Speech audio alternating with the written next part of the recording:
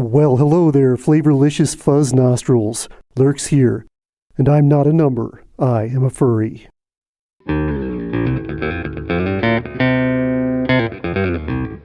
Oh, look, it's a lazy millennial. Or maybe you're even a Gen Z. I bet you still live in your parents' basement.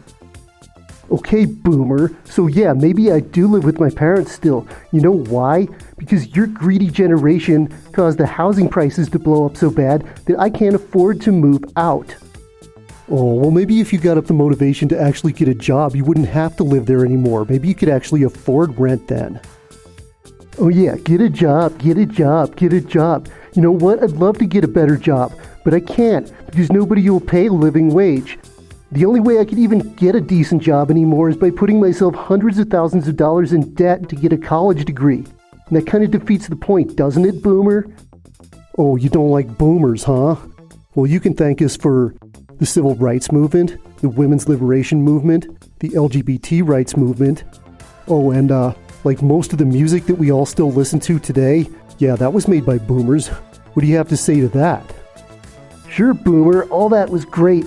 But then you got old and you got lazy and you left everything to my generation to clean up. Oh, and speaking of music, the Summer of Love called. They wanted your tie-dye back. Oh, typical whiny, whiny, whiny, whiny. Oh, well, at least I have the decency to wear clothes. Bro, do you really consider a tie-dye bandana and underwear to be decent clothing? I'd rather be naked, man. That's my vibe. Oh, go back to your parents' basement and shut up. You whiny millennial. That's right, this week we're going to talk about why everybody is so obsessed with age, inside the furry fandom and outside of the furry fandom. That number seems to be so important. Why is that, and what have I decided to do about it personally? We, as humans, are obsessed with age for some reason.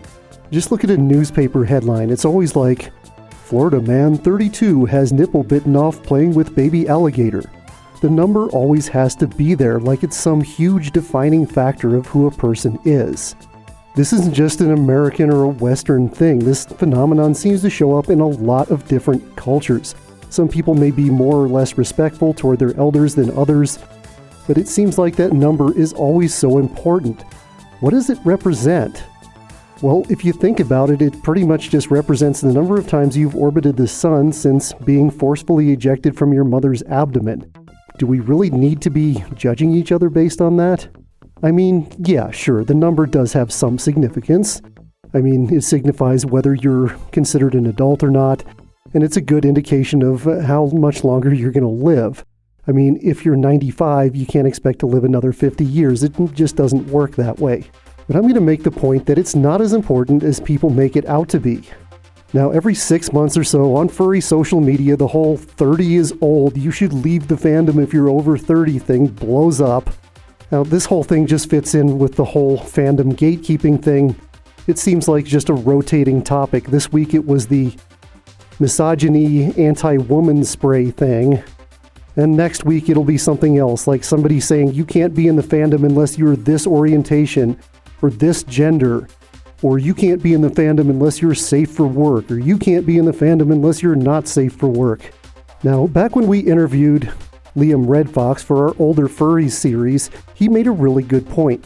Liam is, well, exactly that, an older furry. He actually attended the very first furry convention back in 1989.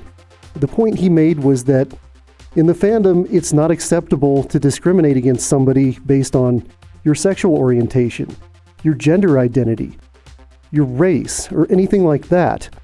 Why then is it at least somewhat acceptable to discriminate against people based on their age? All it is a number that you have no control over. Now, of course, I'm not insinuating that age doesn't exist. Of course, it is real and it is a factor in some things. Our bodies begin to change and eventually deteriorate, and that's important, but it doesn't define who the person underneath is. And I've come to learn that as I've started to get, well, a little bit older. I used to think when I was younger that somebody who was 30 was like different than me. Something changes when you get to that age. When you're 40, something changes even more and you're more different than me.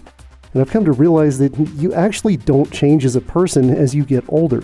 You're the same person inside. And I've heard this from a lot of other people who are much older than me. Now, sure, some people may kind of voluntarily change their personality according to societal pressures or things like having children that require you to be more mature and responsible or something like that. But who you are and your personality does not inherently change as you start to get older. And I wish more people would understand that. I wish I understood that when I was 20 years old. The whole age thing is so individual. People age vastly differently. Look at William Shatner. He was like 89 or 90 and he went to space. The guy still looks like he's 55. Clint Eastwood is directing movies still. He's like 92.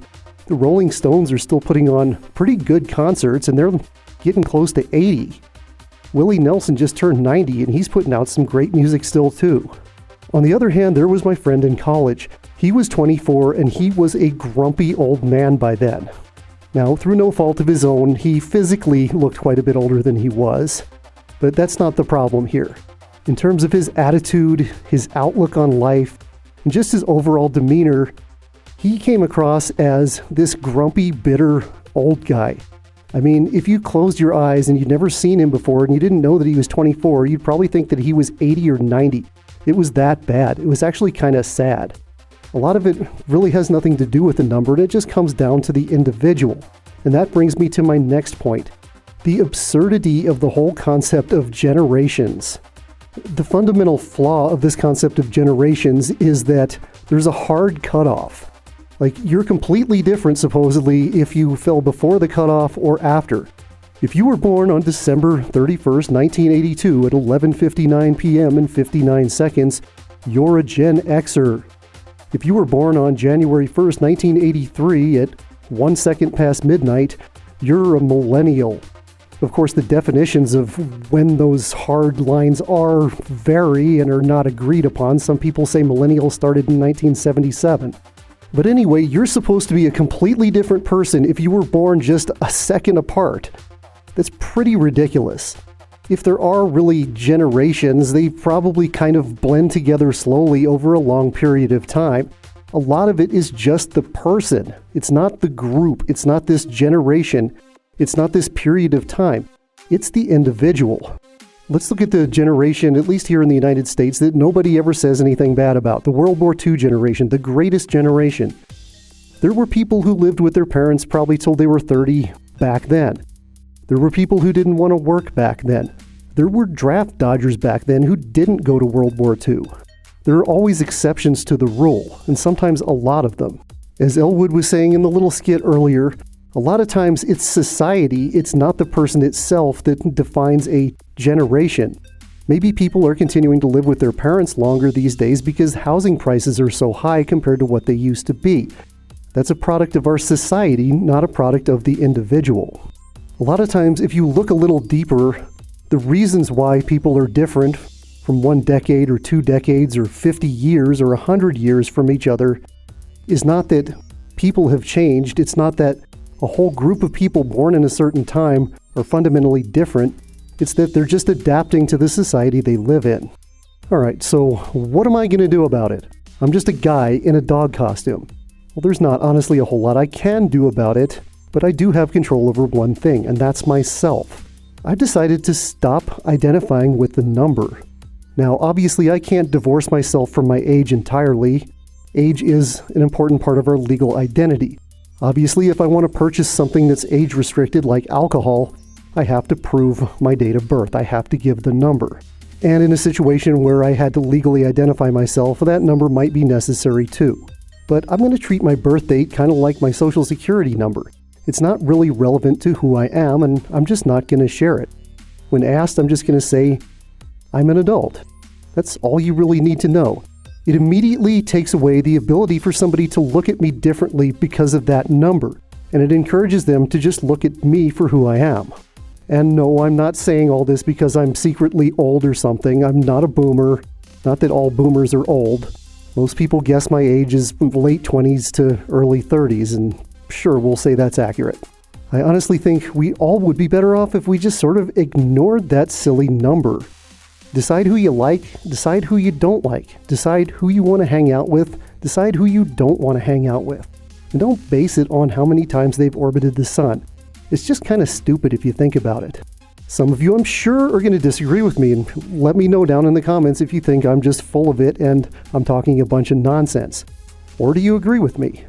One thing we can all agree on are that our patrons are super, amazing, awesome, generous people.